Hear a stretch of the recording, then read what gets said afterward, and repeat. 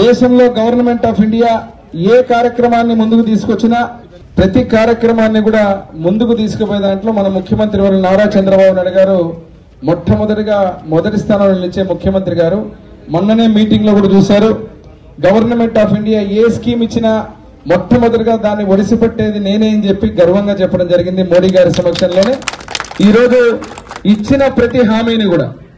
ఎక్కడ కూడా ఏది ఇబ్బంది కలగకుండా తూచా తప్పకుండా హామీలను నెరవేరుస్తూ నిన్ననే రైతు సోదరులందరికీ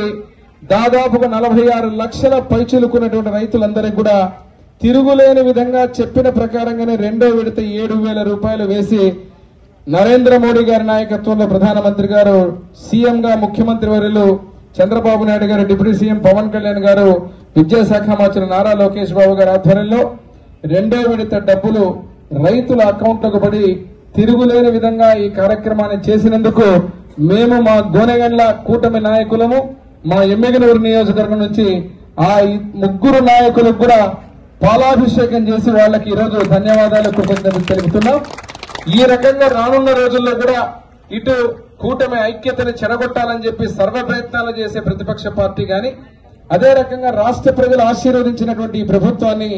మీరు ఎన్ని టక్కుటమారే విద్యలు ఉపయోగించినా, ఎంత విష ప్రచారం చేసినా ఈరోజు పైన ఉన్నటువంటి అల్లా గాని,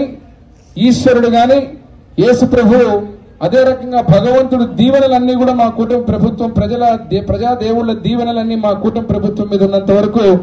ఎవరు ఏమీ చేయలేరని చెబుతూ రానున్న రోజుల్లో కూడా ఈ సంక్షేమాన్ని, అభివృద్ధిని తిరుగులేని విధంగా కొనసాగిస్తామని తెలియజేస్తూ సెలవు తీసుకుంటున్నాం.